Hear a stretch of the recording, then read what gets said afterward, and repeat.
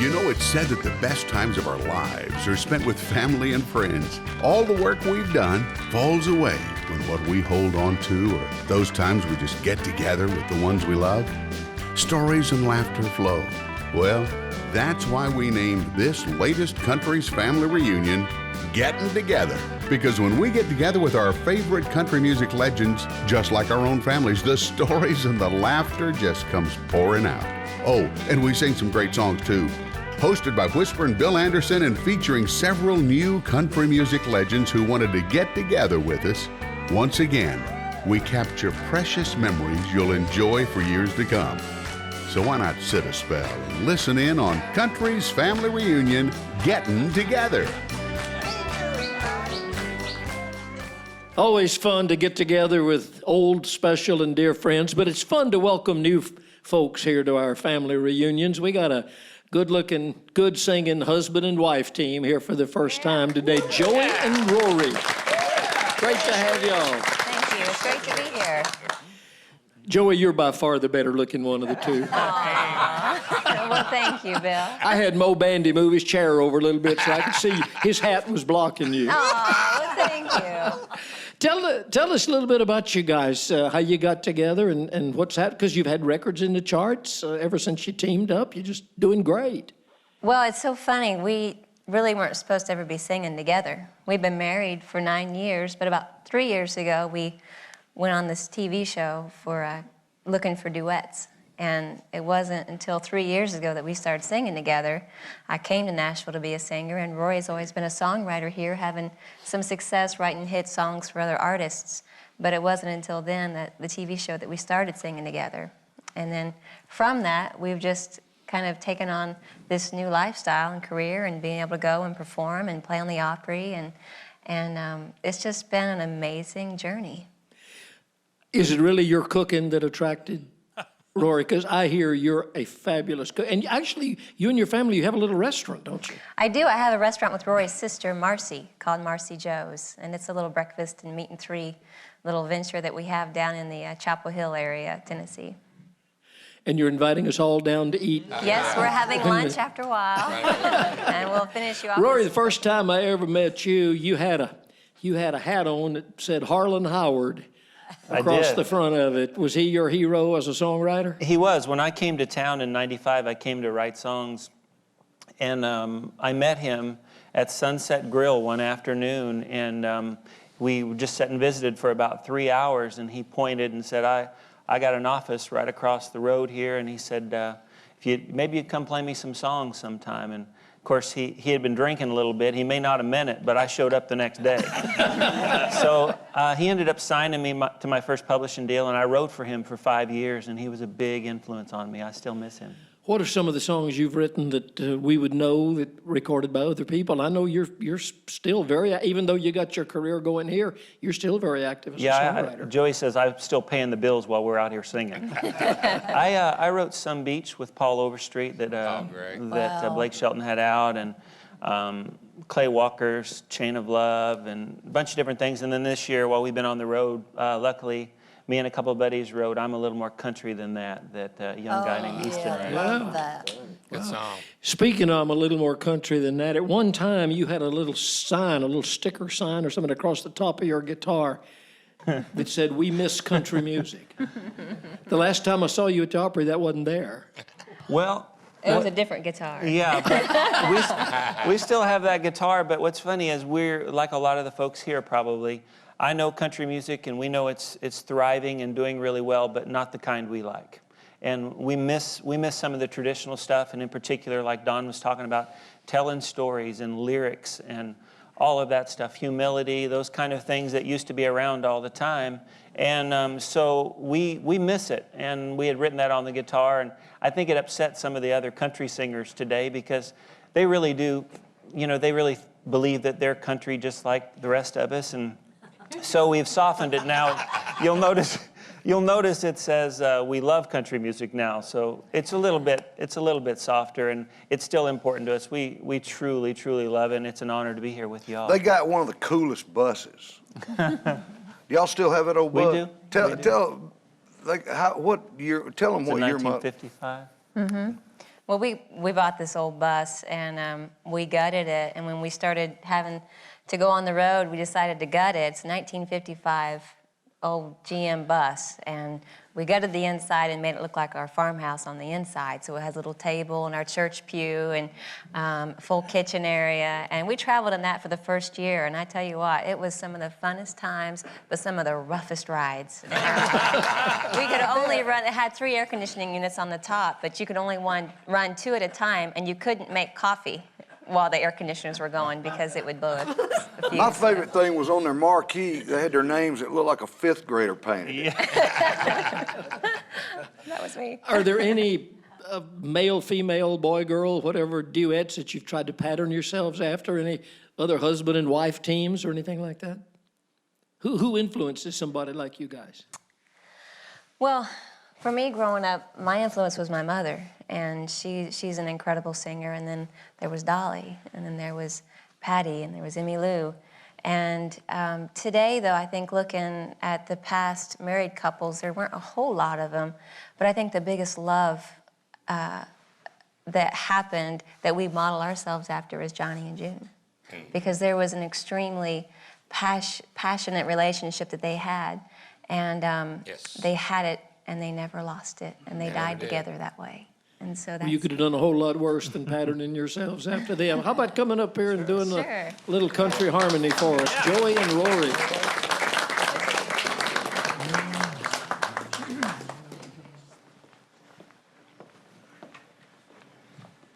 I'm ready, babe.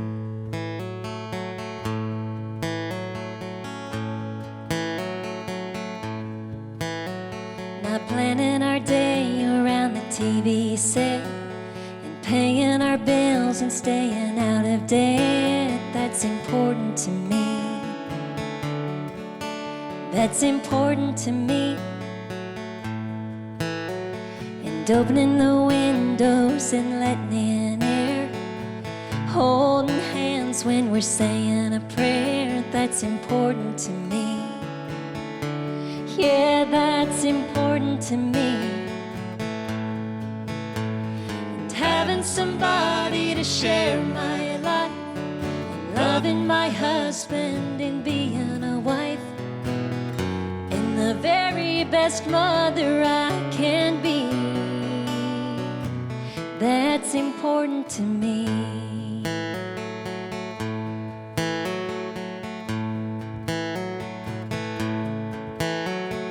Telling the truth and being real, and feeding my family a home-cooked meal. That's important to me. That's important to me. And planting the garden and watching it grow, and keeping it country on the radio. That's important to me. Yes, it is. Yeah, that's important to me. And always having you to hold, and being beside you when we grow old. And they plant us 'neath that big oak tree, believing our dreams will take us somewhere, still being ourselves if we ever get there. That's important to me. That's important to me. Yeah, that's important to me. That's important to me.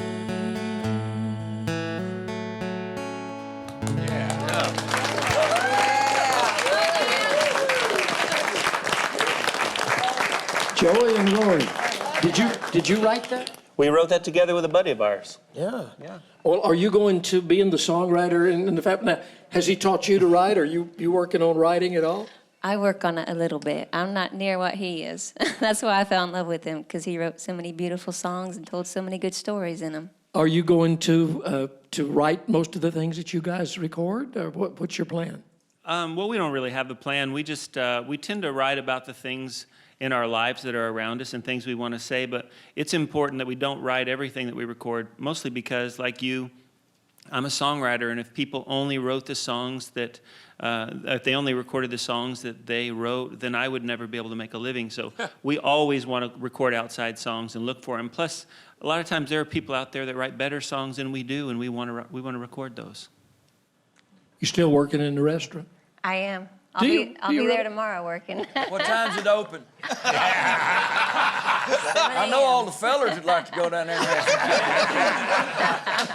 Well, we got y'all up here, and you're kind of going. Can we get another song out of you? I'd love to have more than just one from Joey and Rory. Joey, I noticed you got top billing. It's Joey and Rory, not the other way around. Well, I think it was because my name, J, comes before R. That's the only reason. Alphabetical That's order. right. Huh? Yeah, right. Right.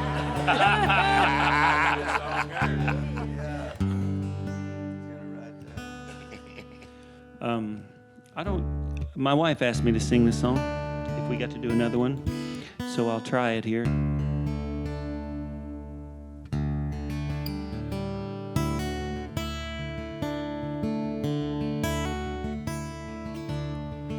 They were both made of leather, both black and frayed and worn. And I was brought up to respect them since the day that I was born.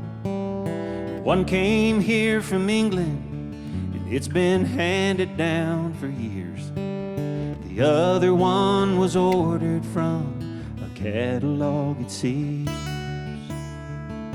Well, one my mama read to me till I was well into my teens. And I thought all the other one was for was to hold up Daddy's jeans.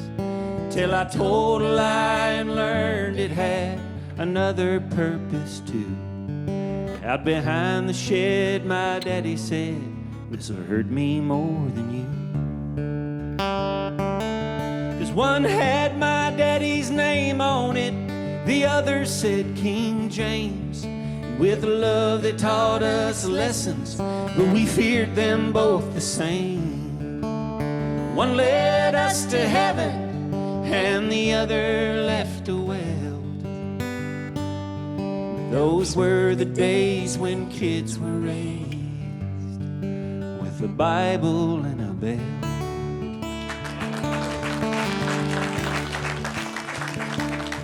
I remember when I was 12, I stole a dime store comic book, and how Mama read where the scriptures said to take back what I took.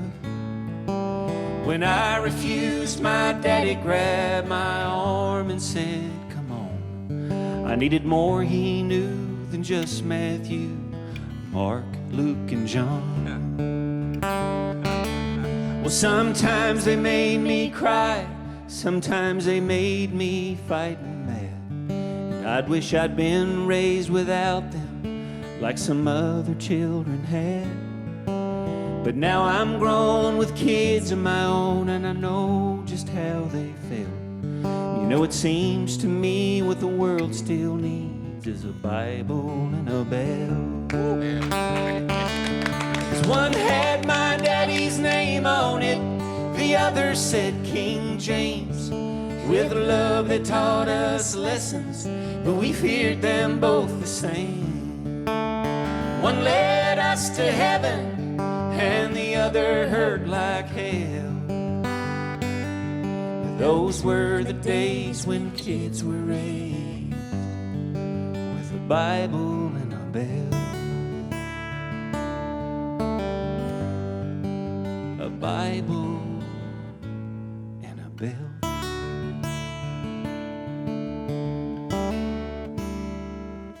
Yeah. Yeah. Good. Thank you.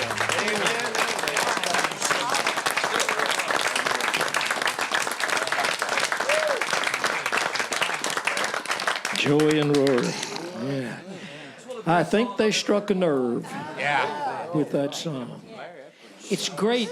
It's great to hear good music, great music, lyrics, and yet something that has a social consciousness. Hey, Bill. in it. That's terrific. Yeah, Jamie. Can Daly and Vincent have that song by any chance? It's all yours, baby. Right.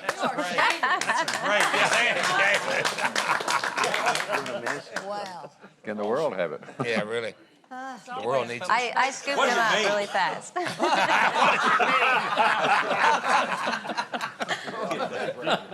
need a whooping with that bell. Hey, Sharon. Hey, Sharon. We won't be able to say hell in our part, but we can say tail, right? Tail. Hurt my tail. Hurt my tail. Oh, that's good. I need to ask you, because you said they could have it. Have you recorded it? I assume you have. Well, you know what? Rory wrote that a long time ago, and it's always been one of my favorites, excuse me, that he's done. And we sang at the Opry a couple weeks ago, and it was the first time we've ever played it out before. And it was just such an amazing response. And it's been on hold a couple times, but... It's on hold again. I like these guys. Get together and do it. The funny thing is, I will tell you something real funny.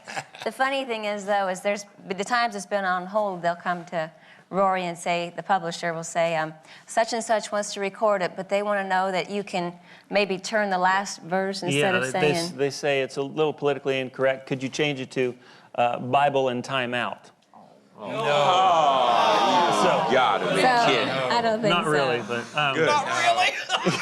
No, I mean, they do ask if we could kind of tone it down a little bit, but you know what? It's Whoever not... said that was an idiot. It's not for everybody. Besides that, it doesn't even rhyme.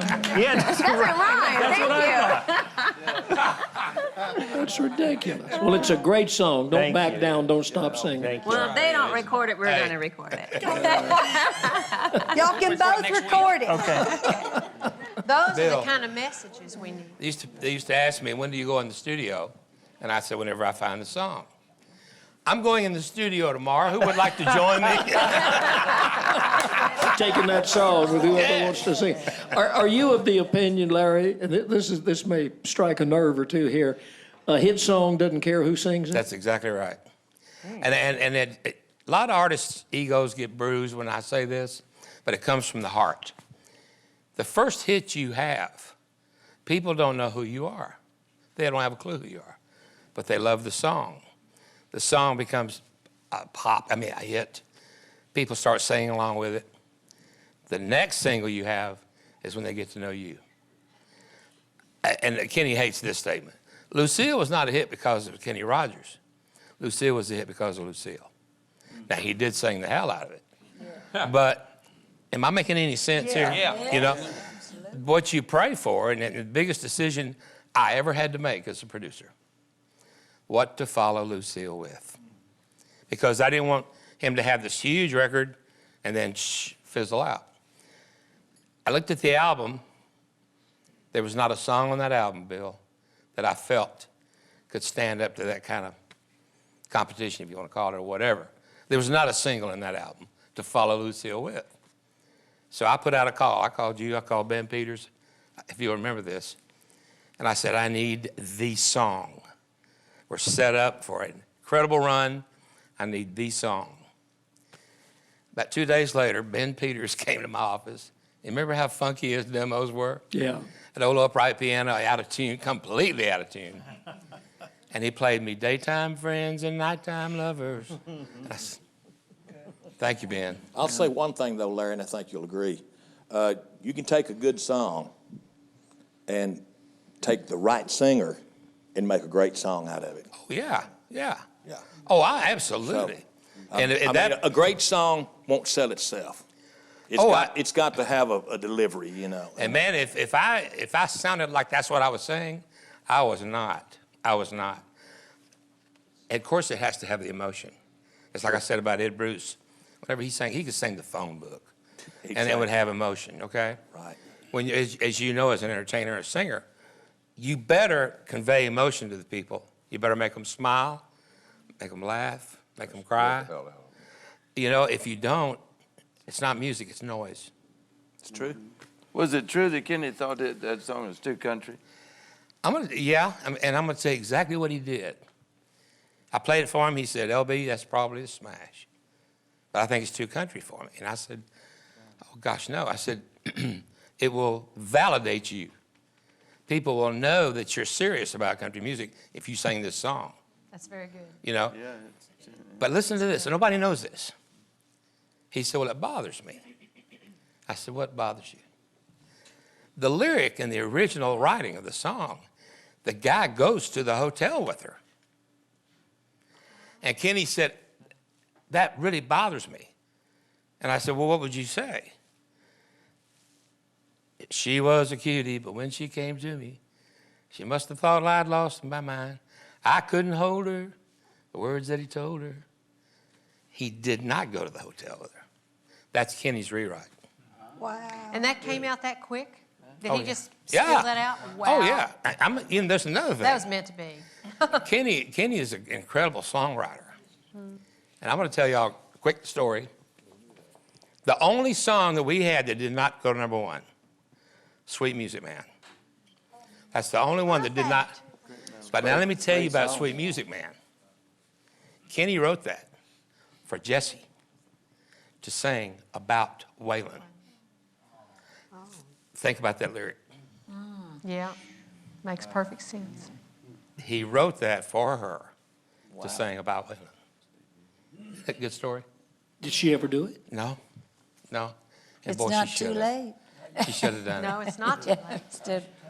Okay, I'm looking here at the list of songs coming up. Now, this is going to take quite an interesting turn, and I think it all fits, because Jim Ed Brown's going to sing an old song that was originally a rhythm and blues hit. I think the original record was by a blues singer, black singer named Roy Hamilton. That's right. Old song called You Can Have Her that has crossed over and been a country hit many times. What made you want to record this song? I did this in an album. Of course,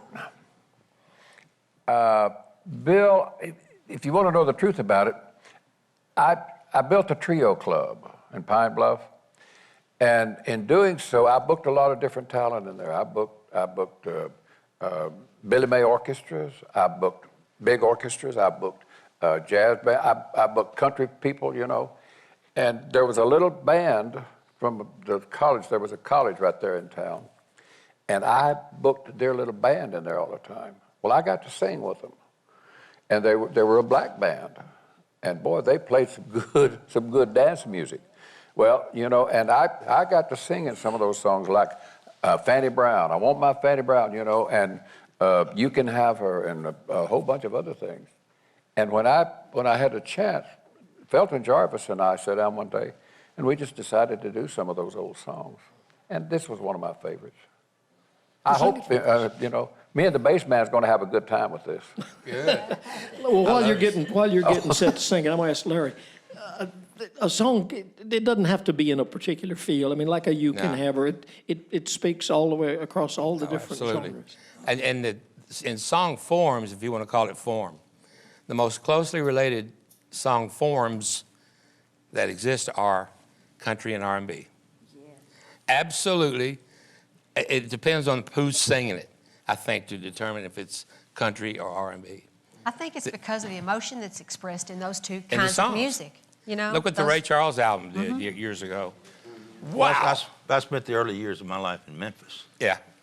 And listening to Eddie Bond in the daytime and Eddie Hill. Yeah. And at night listening to Dewey Phillips on Red Hot and Blue. And I said for years that country music and the old 3-chord 12-bar blues were first cousins. Absolutely. Yeah.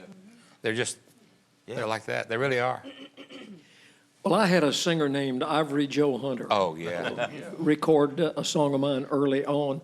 And come to find out, he loved country music. He'd sit down at the piano and start playing San Antonio Rose or whatever, and then he could turn around and just do the bluesiest stuff. And then, of course, he wrote things like, you know, Since I Lost You, Baby. Oh, God, which was basically country. So yes. Not a lot of offenses. You know the fellow that did the Twist? What was his name? Chubby Checker. Chubby Checker. Yeah, Chubby Checker asked me, he said, Jim Ed, can you get me on the Grand Ole Opry? He said, I love country music. That's what I was raised on. But he didn't sing a lot of country music, did he? He didn't need to. He made enough money otherwise, I guess. This is a song that, well, as I said, me and the bass man are going to have a good time, fellas, if you please. Little thing called You Can Have Her. You can have her. I don't want her. She didn't love me anyway. She only wanted someone to play with, but all I wanted was a love to stay. If you get the wrong woman, there's only one thing that you can do. Just dig a hole, jump right in it, and pull the ground right over you. You can have her, I don't want her, she didn't love me anyway. She only wanted someone to play with. All I wanted was a love to stay. Life without love, it's a mighty empty. Confession is good, good for the soul. I'd rather have love that I can cling to than to have the world and all of its gold. You can have her, I don't want her. She didn't love me anyway. She only wanted someone to play with. Someone I wanted was a love to stay. Life without love, it's mighty empty. Confession is good, good for the soul. I'd rather have love that I can cling to than to have the world and all of its gold. Let's do it, boys. You can have her, I don't want her. She didn't love me anyway. She only wanted someone to play with. All I wanted was the love to stay.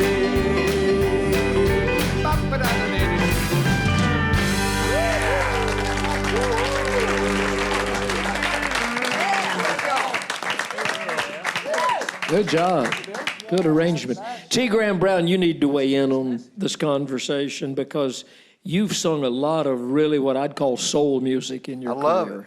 You know, the first time I ever heard a band, I was living in this little town in South Georgia, and our house backed up to the railroad tracks, and on the other side of the tracks was where all the black people lived. And I used to lay down at the foot of my bed and raise the window up, and I could hear the black church. You know, they had guitar, they had a full band. And that's the first band I ever heard. And I just love it. I listened to a little radio station that didn't have a format, and they would play, you know, they might play Jerry Lee and then play Percy Sledge and then play the Beatles and then play Aretha Franklin. So I listened to all kinds of stuff, and plus I like singing that way, you know, and they're good songs too. There's some really good songs out there. I want to say something. That is the most white people I've ever seen clapping on 2 and 4 at one time.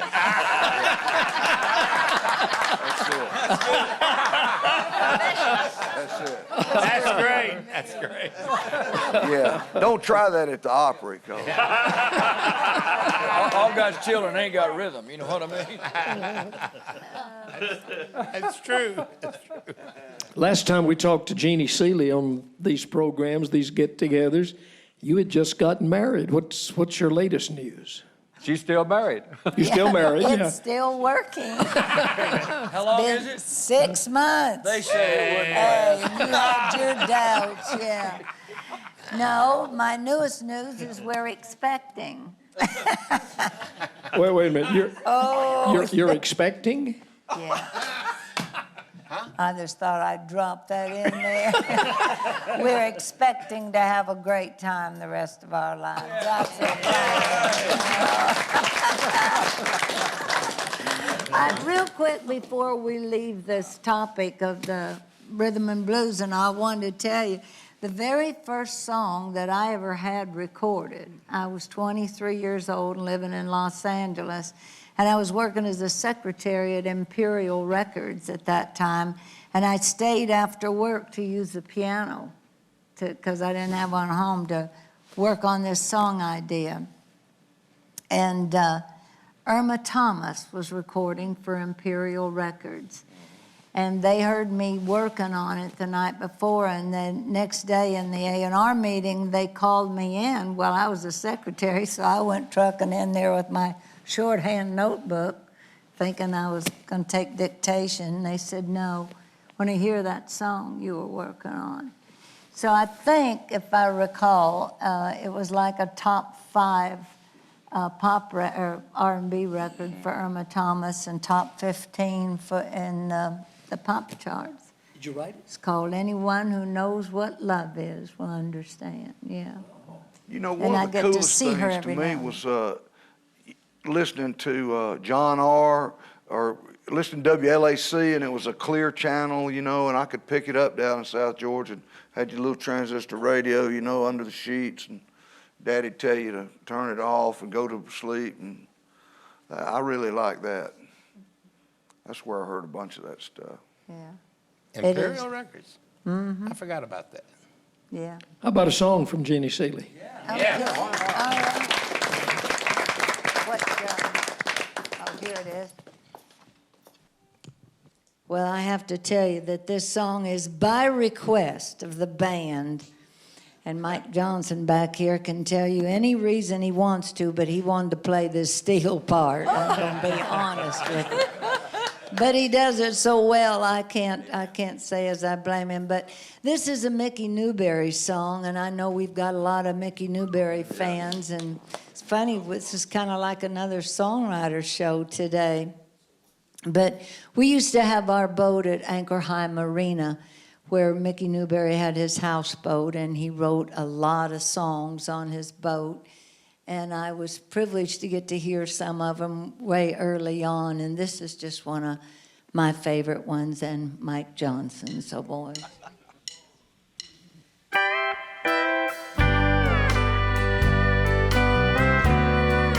See,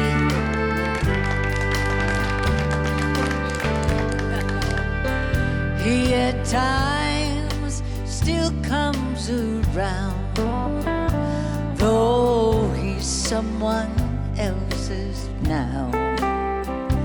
I can't lay him down, no matter how I try. I leave him, then I find he's no farther than my mind. Makes me wonder if I ever said goodbye. Night and day, it's all the same. Pour some whiskey on the flame. Burn another memory in my mind. Through the years, he's moved uptown. Oh, and I've come a long way down. Makes me wonder if I ever said goodbye. He always says hello the way he used to. Oh, but my God, he only said goodbye one time. Heaven knows I live in hell, and this barroom is my cell. Makes me wonder if I ever said goodbye.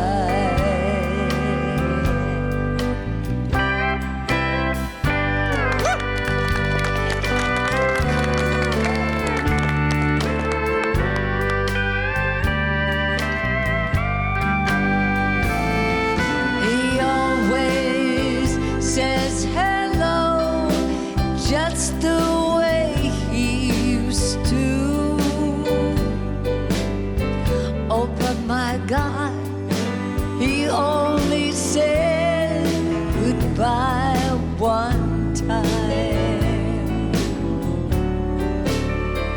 Heaven knows I live in hell, and this barroom is my cell. Makes me wonder if I ever said goodbye. It makes me wonder if I ever said goodbye.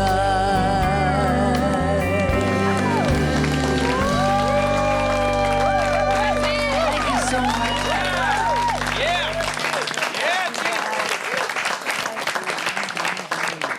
Great job, Jeannie, and the guys in the band. Aren't they great? Terrific, yeah. Larry, what? Am I wrong? Weren't you and Mickey Newberry? Weren't y'all good friends? Yes, we were. We still are. He's here. Janice and I drove. By the way, we're moving back next week to Nashville, Tennessee. It's so. The first time we did it, we rented a U-Haul truck and pulled a little car to Nashville. Got in that night about 7 o'clock into Dottie's house. Dottie was cooking breakfast at 7 o'clock in the evening. Yep. Yeah. Right? That was Dottie's Absolutely. time. So when we got there, she said, let's go to Mickey's. Well, Janice was tired, and she went to bed. I said, sure. So we drove to Hank and Jeannie's, right? Picked up Hank and Jeannie in their boat, the Legend, right? Got Red Lane, across the lake to Mickey's boat. Yep. So we were sitting there. Mickey wasn't up yet. So about 11, and we were sitting there, and we had a couple of adult beverages, and we were talking and singing songs. And about 11 o'clock that morning, he came out, you know, smoking a Camel, drinking a cup of coffee with his guitar thrown over his shoulder. And he got into the boat. He said, I want y'all to hear something I put together last night. And he went, oh, I wish I was in the land. He'd written it that night, or put it to. Right. So Dottie very graciously, you know, introduced me and stuff. And Dottie told me when I came to Nashville, she said, I mean, before I came, when I was out in Vegas with Jimmy Dean, you know, singing with the Imperials, she said, you look enough like Mickey Newberry, you got to be able to write a song. Yeah. So he's really, and you know, I tried to do that. So obviously she brought me to town, and Mickey and I were great friends. You know, thank Dottie for that. And just try to write a song better than Mickey Newberry, I dare you. Yeah. I miss him, I know we all do. Yes. A real wordsmith, a real Remember the craftsman. song called Poison Red Berries? Oh, sure. Yes. What a song. I can still see the bright lights back in Dallas. Yeah. San Francisco, I heard people say Mabel back in those Joy. days that they thought you and Mickey Newberry looked a lot alike. Well, that's, Yeah. you know, when Dottie said that, in fact, my daughter, Kristen, who's now 40, Mickey was on a TV show one time, and Kristen was two and a half. She waddled up to the TV and went, Daddy, Daddy, and patted the TV. Wow. Some of those old album covers, it's kind of My daughter did that one time with a picture of Farron Young.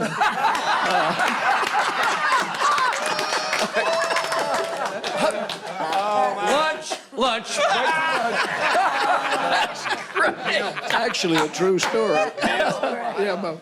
I knew Mickey Newberry pretty well, too. And matter of fact, I met him through Larry. But I remember the way he took on golf. You remember that? Oh, good Lord. He had every contraption you could order off the TV, all and he broke golf down into, I don't know what, but he was so much fun to be around, and oh, God, him. And I've heard him and Larry get together, and it was unbelievable. I would tell you what was great playing golf with Mickey. He couldn't play worth a damn, and he would bet. That was me. Got a lot of those points. I think that was me you're royalties talking in my about. pocket. He and Charles Barkley had maybe the worst swings. golf Oh, swing. yeah. Yeah. Newberry came to town one day, and he went over to pick up Bob Beckham.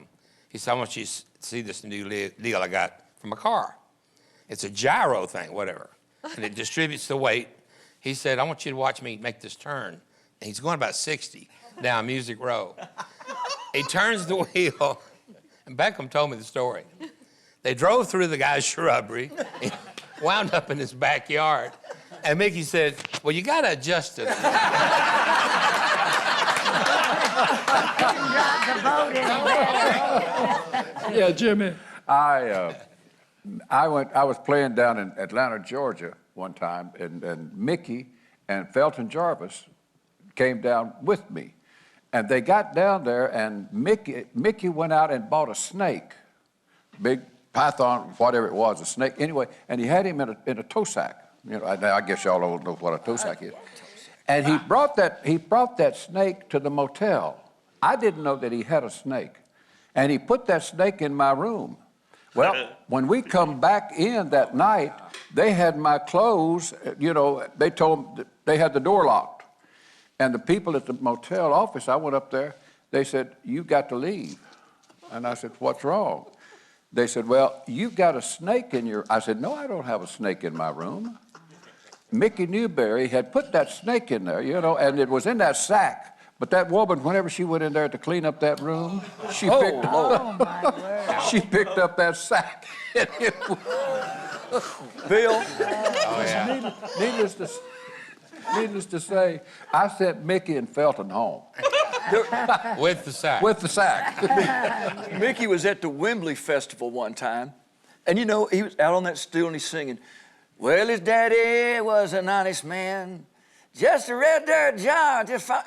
There was a guy there who played bass for one of the country bands who was at the Wembley Festival. You know, all of us had played it. Well, he had a little too much, you know. Libation. Yeah, there. And he decided that Mickey needed a bass player on this song. So he takes his bass and lays, and I can't remember, Don. So anyway, he took his bass, strapped it on, lays down on his back, and crabs across the back of the stage, pushing himself with his feet. So he gets around to where the bass, this is true, gets around where that bass amp is, and Mickey's about on that place. "I've turned 21 in a gray rock federal prison." So that guy reaches up, and that amp is on full, but he goes, he pulled it out, turned around, and crabbed back across the back.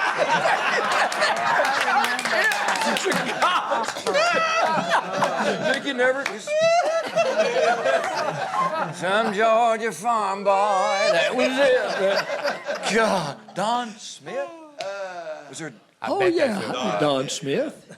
I bet that's who it was. Was that you, Don? That's a great story. Great story. Holy... It's a great story. You said, when you sang the Mickey Newberry song, you said you had a special request to do that. I get a lot of emails, as we all do, from the Family Reunion show, from people that watch. And I've been very aware of the fact that so many people write in and say, "My husband and I watch the show together. My wife and I watch the show together. It's kind of a family thing." So I was thinking of a song to do on this particular show, and I thought, well, I'll do one that my buddy John Randall and I wrote and dedicate it to the husbands and wives that are watching together. And y'all can slide over closer to one another on the couch or hold hands or something. And I hope maybe you'll like this song. It's called "If Anything Ever Happened to You." That's good.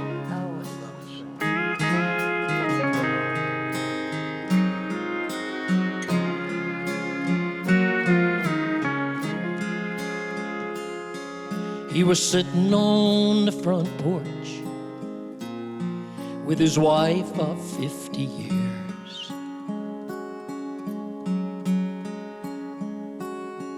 His voice was low and shaky, and his eyes welled up with tears.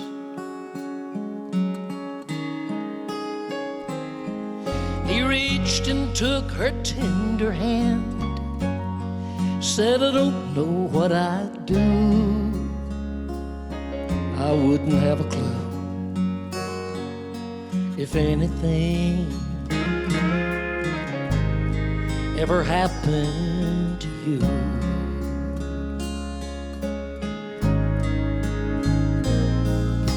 You've been here beside me through the thick and thin.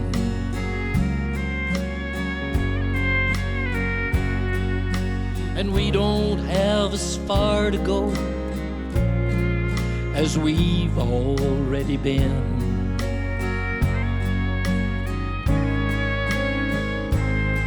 So when angels call your name, they'll have to call mine too.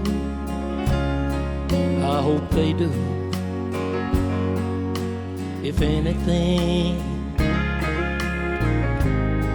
ever happened to you.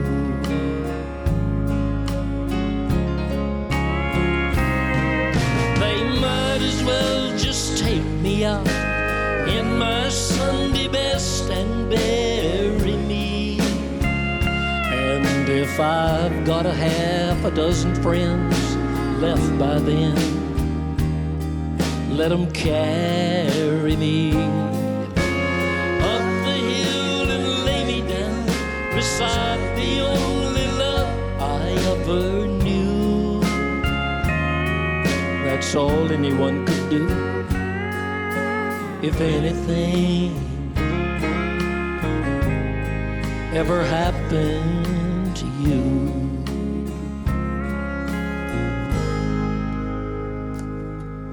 She looked at him through tear-filled eyes and touched her wedding band.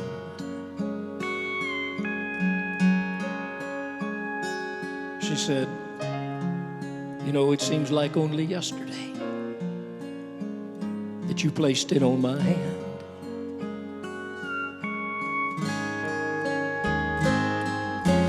Far beyond the walls of time, my love will still be true,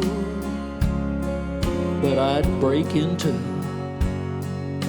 if anything ever happened to you.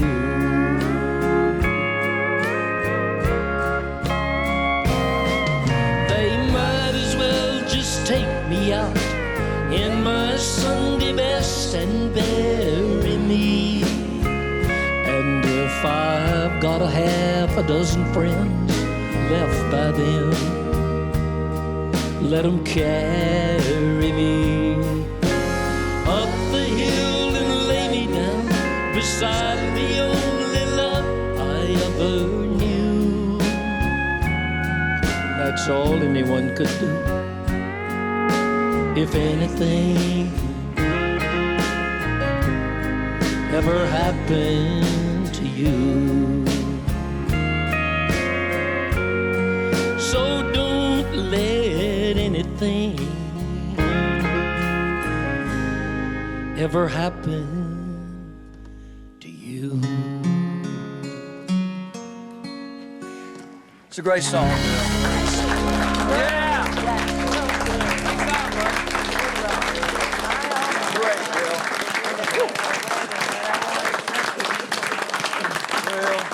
Thank you. Bless your hearts. Thank you very much. You could do it like that. We talk all the time about this great band, and they just seem to get better all the time, and they work so hard to help us all out. Real quick, we get so many people want to know who all the band members are. Let me start with the drummer. Good place. Those of you that weren't here on one of our previous shows, I introduced the band and forgot to introduce the drummer. So we'll start. That's John Gardner back on the drums, back there in his little cage. The Johnson boys. On the piano, Mr. Dirk Johnson. On the steel, of course, Mr. Mike Johnson. On the fiddle, Hank Singer. On the bass, David Smith. And the sheriff. People want to know if you're a real sheriff, because on Larry's Country Diner, of course, he plays the part of the sheriff. I like donuts, but You keep law and order at Larry's Country Diner. The great Jimmy Capps on the guitar. And acoustic, that's easy for you to say, acoustical guitar and banjo sometimes, Mr. Les Singer. All the group, we thank y'all very much. Don Hunley, you've been awful quiet.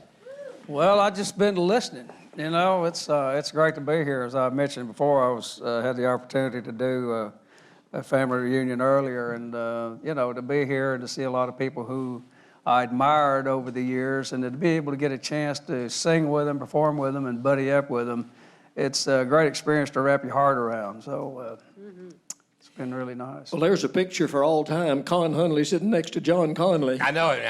If we just had Earl here now, we'd be complete. Two great singers and two great guys. You gonna play piano, Con, or you just? No, sir. I'm just going to stand up and bell. Son, you can stand up, sit down, whatever you do. You sing so great it don't really matter. Oh Lord, thank you. Don't you play saxophone?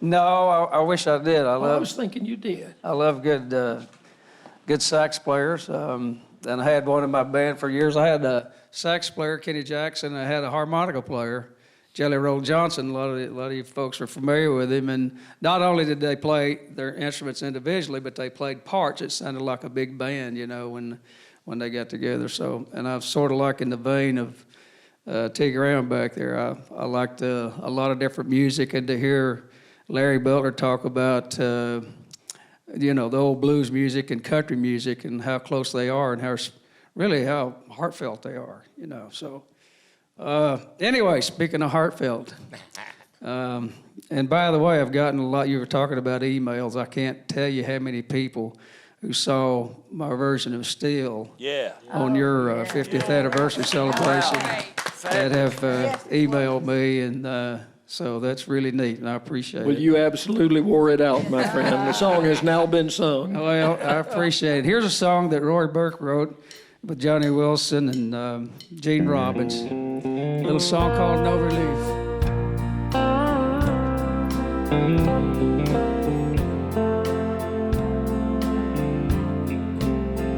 Oh, my mind goes to pieces, and my loneliness increases, 'cause I need the arms that used to hold me tight. And I've done everything I know to forget about your sweet love. Oh, but still there's no relief inside. Your memory still wakes me, and it never fails to take me back to the room where you made things so right.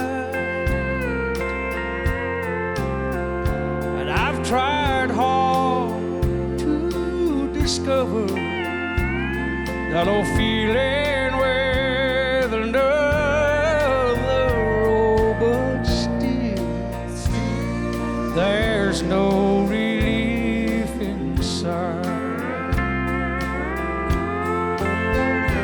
Those badly needed healing hands of time ain't touched me yet, though it's been so long now. I know it's too soon to forget. Thought I'd get better someday. It's been 5 years this Sunday, oh, and still there's no relief inside.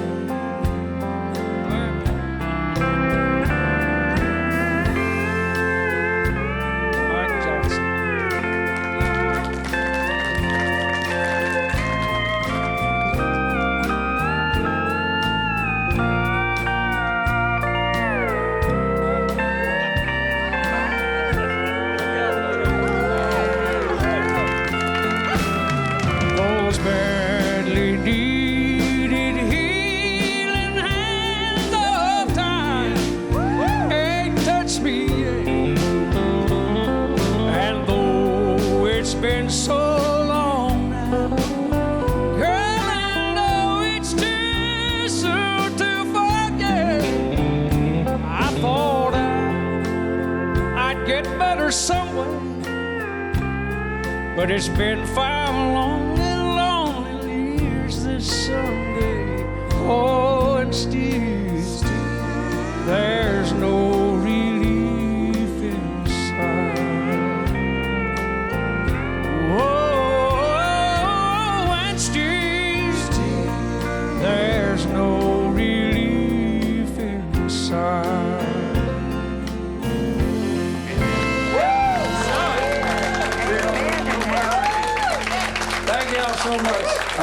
appreciate that. Thank you. Thank you very much. Thank you, Glory. Mercy me. The boy ain't right. Thank you. I appreciate it. Teacher. I mean that in the nicest Not way. being right. Teacher. Yeah. Teacher. You may be excused, yes. No. Well, after what I say, you may want to. At the last break, I asked our illustrious producer, Larry Black, if he trusted me, and he said, and he said yes. So I'm very grateful that I had some folks record my records, some of my songs. And last time when I said I gave up my solo spot to hear Gene sing Bitter They Are, I'm going to give up my spot if y'all, the best. Well, first of all, the day Charlie Rich died, I called that man and said, you are now the best blue-eyed soul country singer alive. You moved up to blue-eyed. And Larry said, can he sing a song? And I'll give up my spot. You got to sing. You got to sing straight to my heart. And Larry said we could do it. I'll give up my place. Well, you go have to sing too then.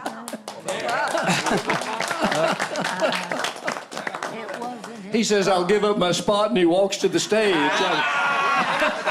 Oh, you're going to play for it. Oh. He give up half his spot. You know, Larry, he ain't gonna give up his whole spot. You're not giving it all up. He gave up his spot. Wasn't his. Wasn't his spot. All right, I'll get over here wherever you want to get. Hey, Larry, the spot you're giving up doesn't come till later. I knew that. Ain't something everybody will forget. No, you know, I've been, very blessed to be able to sing with my brothers, and I love to sing. But you know it as a songwriter, it's something to be able to sing your own songs. But when somebody that you love and respect will do that also, I mean, that's just a pretty good thing. And when he sings it, oh, and I'm going to get to play guitar in front of these guys. That's going to be fun. I need to play. A little story about this song was I was recording. And actually I was working with Norah Wilson, and we pretty much had our album at that time, is what they call it. We had pretty much had it done. And I'd been touring some with Larry and Rudy and Steve and all the guys, and they just treated me like a brother, It just took me under their arm, and I opened shows for them. But anyway, we're just about finished with the album, and we were recording the old Columbia studio over here, and I was on Warner Brothers at the time. And here come flying through the door, it was Larry, and he said, I've just written a song, and this is for you. He said, I want you to record it. And I wasn't going to say, well, we're kind of finished here, but anyway, he sat down and sang the song, and it just blew me away, and it's really a sweet song.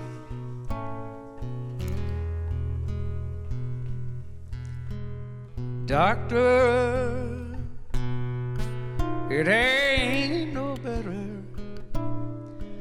Oh, the pain still comes and goes,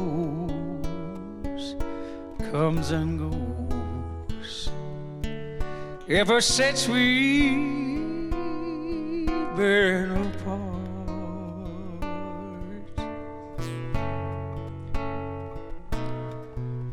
It comes every time I see her, every time I see her, when it goes straight to my heart.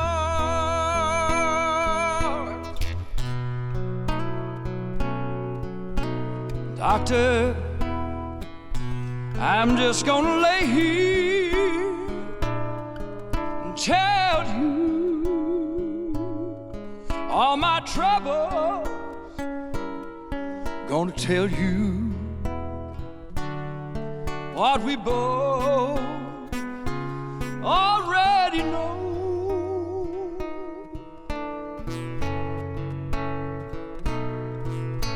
Doctor,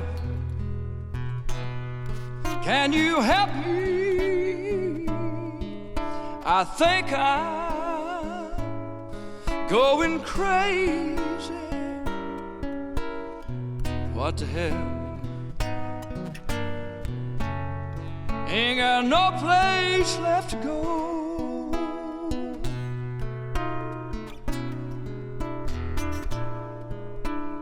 Doctor, it ain't no better.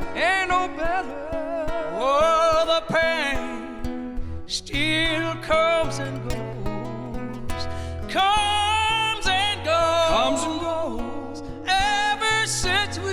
Ever since we've been apart,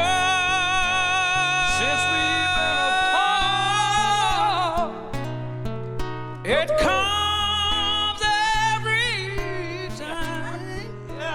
Every time I see her. Every time I see her. Ooh, and it goes, Lord, it goes straight to my heart. Straight to my heart.